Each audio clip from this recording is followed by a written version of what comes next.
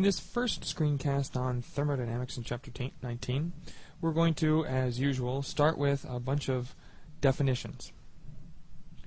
So the first definition we want to talk about is what's called a spontaneous process. A spontaneous process is any process that essentially happens by itself.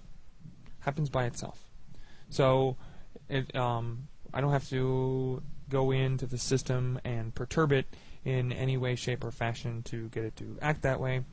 It does it by itself. So for example, if I take an example of ice, liquid or solid water at 25 degrees Celsius, it will spontaneously melt without me having to put any energy into it. It will just absorb energy from the surroundings and melt. The rusting of iron is another example of a spontaneous process. Another way of thinking about spontaneous process is something that occurs sort of naturally. No outside intervention from humans or animals or anything like that.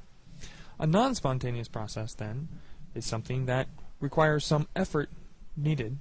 We need to put some effort to actually make it happen. So I actually have to give it some effort. Can I reverse the reaction and cause rust to turn back into iron and oxygen? The answer is yes, I can. It might take me a little bit of energy, but I could do it. But it doesn't spontaneously, all by itself, turn back into iron and oxygen. The decomposition of ozone. Ozone decomposing into free oxygen radical and oxygen gas is a non-spontaneous process. It needs actually a photon of energy to proceed. Right? So something we need to understand is that, yes, a spontaneous process means that it will go by itself, but it does not necessarily mean that it goes fast, meaning spontaneity is not a function of time. Just because it's spontaneous, just like in equilibrium land when we talked about how, at equilibrium the system will shift to the left, there was no rule talking about how fast it shifted to the left, for example. So if we look at a sample of water, right, spontaneity is a function of temperature. So I have some liquid water here, and I have some solid water here. Now, under what conditions will liquid water spontaneously, all by itself, turn into solid? Well, if the temperature is below the freezing point, the liquid water will spontaneously turn into ice cubes. Under what conditions will the reaction not be spontaneous? Will the liquid water turn into solid water at, say, 25 degrees Celsius? No, because it's above the melting point. At what temperatures will solid water spontaneously turn into liquid water? Well, that would be any temperature greater than that of freezing. So the reverse reaction is spontaneous at temperatures greater than 0 degrees Celsius. If I have ice at minus 5 degrees Celsius, it will not spontaneously melt and turn into a liquid. Okay? So that's sort of spontaneity. A reversible process is any change in a system that can be undone by doing the exact opposite of what you did. The exact opposite of what you did. So, again, a spontaneous process is a reaction that I didn't do anything. I didn't have to do anything. It happened all by itself. So spontaneous processes are not reversible processes. So I can go in, I go in and I change something. I add some energy, if you will, or I add some compound. If I undo that, the system will go back to where it will be. Right? So for example, if I have a sample of ice, of solid ice, at 0 degrees Celsius, so at the melting point, and I put some energy into it, so I put in 5 joules of energy, and some of that ice will melt. Some of that ice will melt at 0 degrees Celsius. If I remove 5 joules of energy from that system, that amount of water that I just melted will refreeze. Right? So another way of thinking about reversible processes are reactions where I'm at equilibrium and I go in and I change it. Right? So if I have an equilibrium system and I add a certain amount of one of the substances, the equilibrium will shift, get to a new set. If I go back to the substance and remove what I just put in there, it will go back to where it was before. So equilibrium reactions, if I'm at equilibrium, if I do anything to an equilibrium system, that's a reversible process. And so obviously an irreversible process is one where that I might be able to go back to where I was before. But I'd have to go back by some other path. I'd have to go through some other intermediate state. I can't simply sort of undo what I did and get back to where I was. So it's an irreversible process. So for example, if I'm melting ice at 20 degrees Celsius,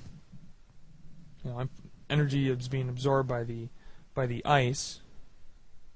I take ice, I pull it out at 20 degrees Celsius. The ice will melt. If I take that energy back out of the liquid water, the temperature of the liquid water will go down. It will not start to refreeze at 20 degrees Celsius. It just won't. Right? So anything that's spontaneous is not reversible. If it happens by itself, then I can't undo it. Right? I can't go in and undo the process. So it's not reversible. So a common misconception is that if a reaction is exothermic, we're getting energy coming out of the system, energy is going from the system to the surroundings, that reaction is in fact spontaneous. And that is not actually true. It is sometimes, but not always. Spontaneity, or whether a reaction actually is spontaneous, is a function of two things. It's a function of the enthalpy of reaction. It actually is a function of delta H, whether or not energy is being released or absorbed. But it's also a function of the entropy of the system. And entropy is sort of a tricky subject, right? Entropy, which is given the symbol S, is a measure of the relative disorder in the system. That's one common way of sort of describing it, right? It actually has to do with the number of combinations on a molecular level.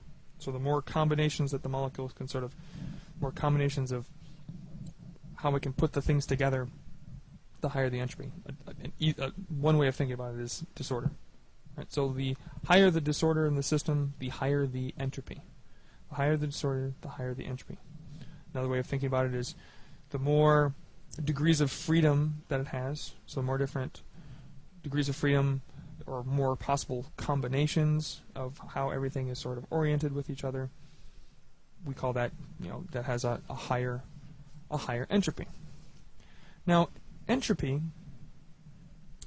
is similar to enthalpy in that it is a state function. Right? The entropy of a system doesn't matter if I start from a system of higher entropy and come to it, or start with a system of lower entropy and come to it. Entropy is a state function. It only makes, its magnitude is only a function of its present state, not on how it got to that state. Entropy is also an extensive property.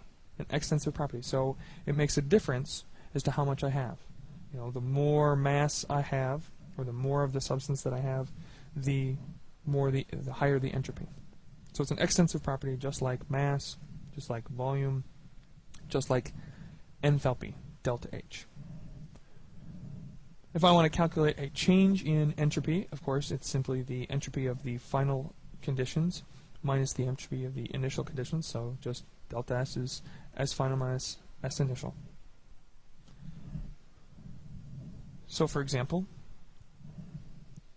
if I go from a sample of water solid to a sample of water gas, the entropy of water gas is greater than that of water liquid, or water solid, and so the delta S for this reaction would be positive, because the final entropy, the final S value for water gas is greater than that of water solid.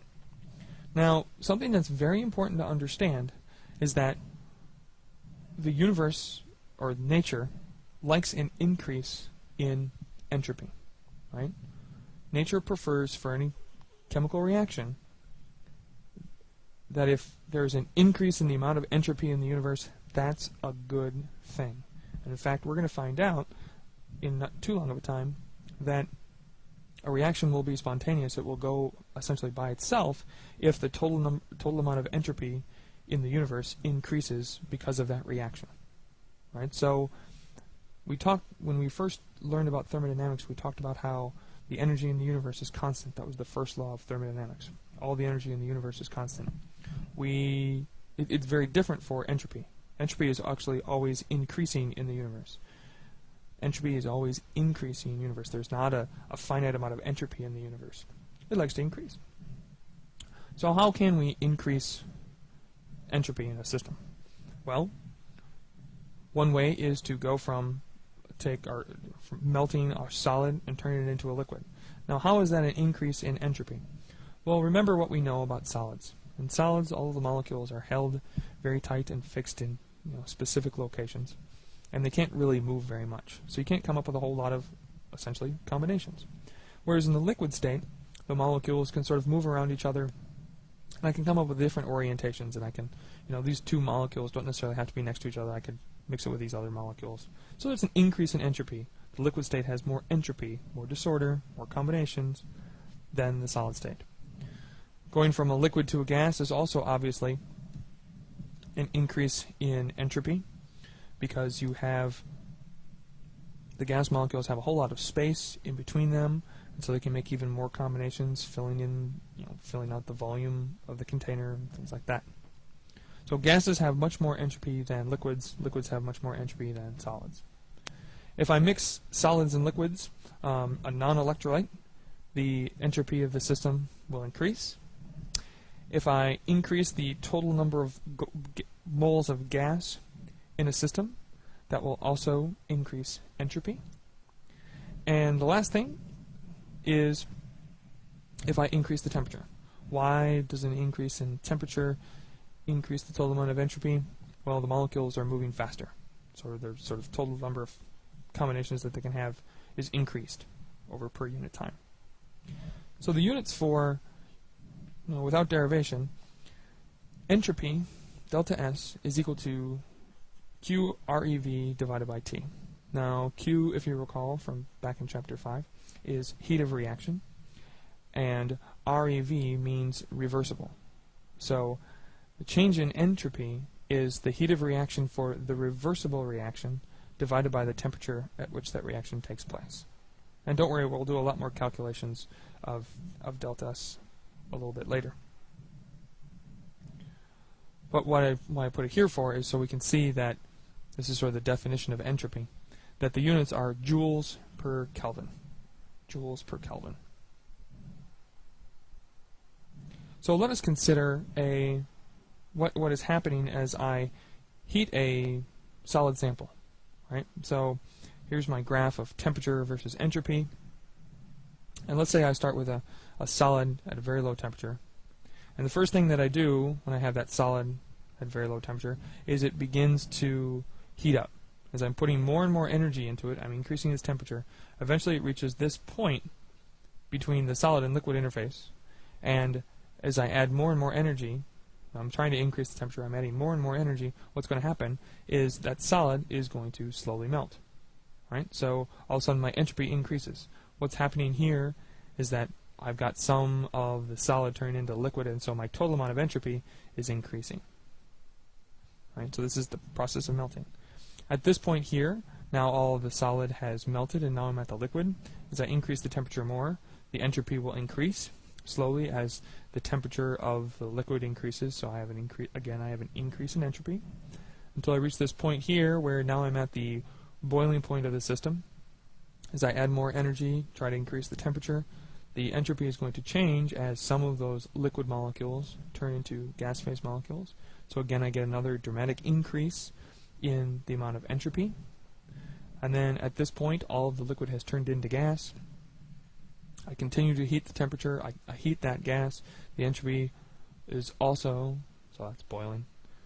The entropy will also increase as I slowly raise the temperature. So it sort of looks similar to a cooling curve, as we talked about back when we were talking about phase transitions, that at the phase transitions I have a dramatic increase in entropy as I'm going through the phase change. Right? So this should sort of show you that changing the phase has a larger effect on the entropy than simply heating up. Right? So as I heat up a liquid by 10 degrees Celsius, the net change in entropy there is much less than the associated entropy change of actually turning that liquid into a gas.